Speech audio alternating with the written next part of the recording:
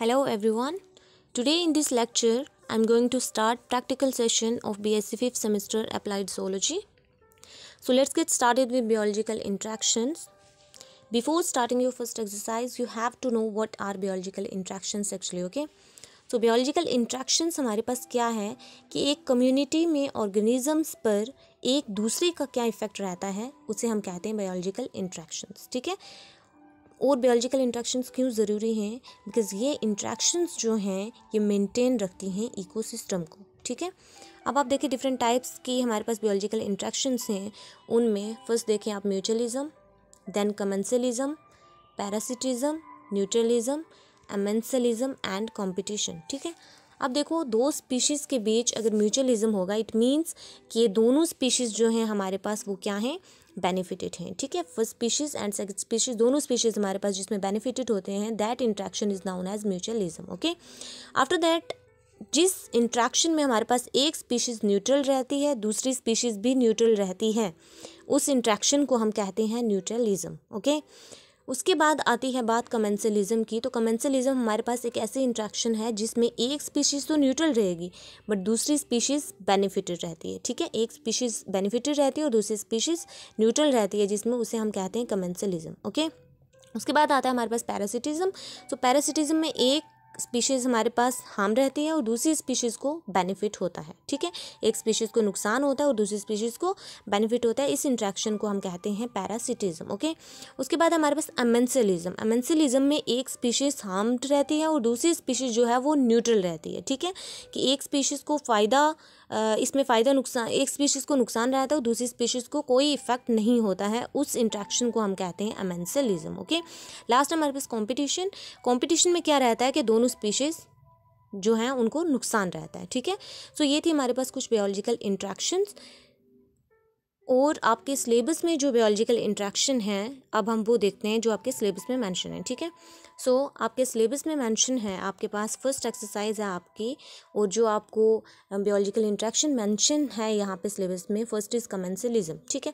और कमेंसलिज्म आपको किन ऑर्गेनिज्म में देखना है, सी एनिमोन, एक स्पीशीज़ आपके पास सी एनिमोन है, दूसरी आपके पास हर्मिट क्रैब है, ठीक है। To study sea anemone and hermit crab as an example of commensalism, okay.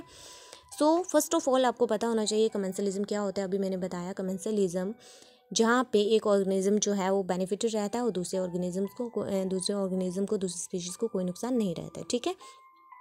अब देखें हर्मिट क्रैब जो है वो शेल्स में रहता है। किसकी शेल्स में?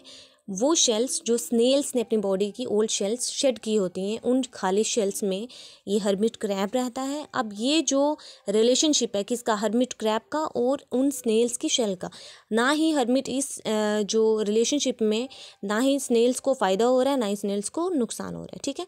सो आप देखेंगे सीलेंट्रेट कॉल्ड सी एनिमोन। सी एनिमोन जिसकी बात हो रही है जो फर्स्ट स्पीशीज़ है आपके पास, ठीक है। ये सीलेंट्रेटा फाइलम से बिलोंग करती है, ठीक है।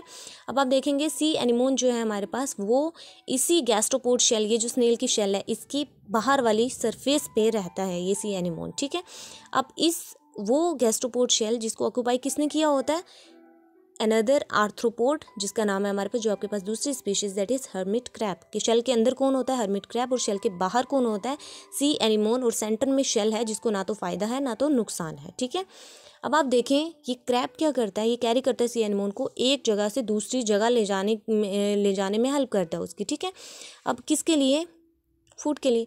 अब देखो जैसे जैसे क्रैब एक जगह से दूसरी जगह सी एनिमोन को ले जाता जाएगा तो उसमें क्या है, सी एनिमोन को जो है फीडिंग में हेल्प मिलती है, ठीक है। अपने फूड रिसोर्सेज जो हैं उसे मिलते हैं, उसको फूड मिल रहा है इसकी वजह से, ठीक है, इस इंट्रैक्शन की वजह से। इन टर्न जो हमारे पास सी एनिमोन है वो प्रोटेक्शन देता है किसको, हर्मिट क्रैब को। सी एनिमोन मैंने आपको बताया किससे बिलोंग करता है, फाइलम सीलेंट्रेटा से, और फाइलम सीलेंट्रेटा को नाइडेरिया नाम से भी जाना जाता है। क्यों? क्योंकि इन ऑर्गेनिजम्स में नाइडोब्लास्ट सेल्स होते हैं, स्टिंगिंग सेल्स होते हैं जो कि डिफेंस मैकेनिज्म शो करते हैं, ओके। अब देखो जैसे जैसे सी एनिमोन जो है ये हमारे पास सी एनिमोन जो है ये अटैच होता है शेल के साथ, ठीक है, शेल के साथ अटैच होता है, शेल के बाहर प्रेजेंट होता है, क्रैब अंदर प्रेजेंट होता है। ये सी एनिमोन क्रैब को प्रोटेक्शन दे रहा है और ये crab in turn C anemone क्या दे रहा है, फूड, ठीक है। जो एक जगह से दूसरी जगह, एक तो फ्री की राइड दे रहा है, दूसरा क्या दे रहा है, इन फूड अवेलेबिलिटी जो है वो इंक्रीज़ करती रहती है। किसके लिए? सी एनिमोन के लिए, ठीक है। और क्रैब को क्या फ़ायदा हो रहा है कि जो स्टिंग सेल्स सी एनिमोन में प्रेजेंट हैं उनकी वजह से जो क्रैब है वो क्रैब जो है वो बचता है किससे? एनिमीज़ से। उसके एनिमीज़ उसको ईजिली डिटेक्ट नहीं कर पाते हैं, ठीक है। अब आप देखें कि हमारे पास क्रैब से सी एनिमोन को फ़ायदा हो रहा है और सी एनिमोन से क्रैब को फ़ायदा हो रहा है, ठीक है। किस तरह सी एनिमोन जो है वो सीडेंट्री ऑर्गेनिज्म है, सीडेंट्री एनिमल है, जिसको जो कि फिक्स्ड होता है एक ही जगह पे, जो मूवमेंट शो नहीं कर सकता है, उसको मूवमेंट करवाता है, फ्री राइड करवाता है। कौन? Hermit crab. और हर्मिट क्रैब को दे रहा है ये protection due to presence of stinging cells in it, ठीक है। सो ये था हमारे पास आज के फर्स्ट आपके पास एक्सरसाइज, जिसमें आपने स्टडी किया सी एनिमोन और हर्मिट क्रैब के बीच का इंट्रैक्शन, दैट इज़ कमेंसलिज्म, ठीक है।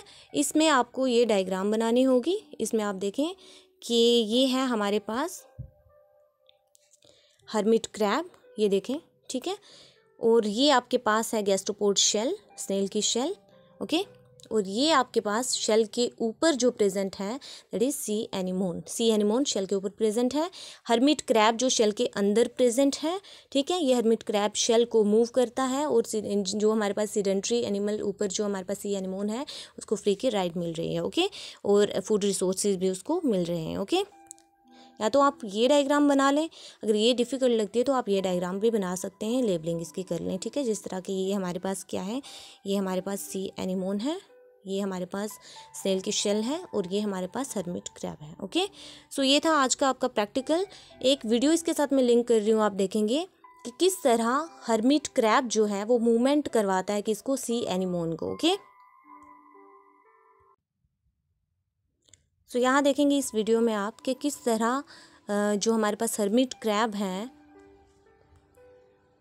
ये देखें हर्मिट क्रैब, ये आगे स्नेल की शेल और ये आगे आपके पास सी एनिमोन, किस तरह हर्मिट क्रैब शेल के अंदर रह के शेल के ऊपर जो हमारे पास सी एनिमोन है उसको मूवमेंट करवा रहा है, ठीक है। देखें आप।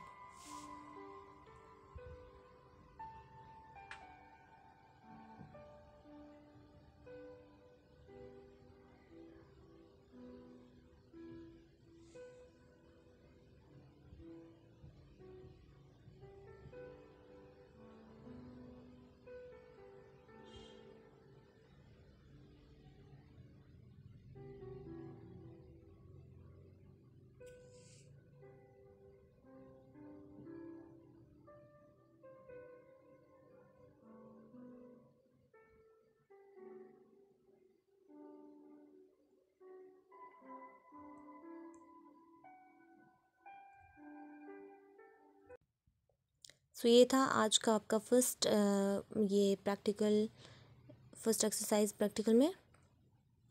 Thank you.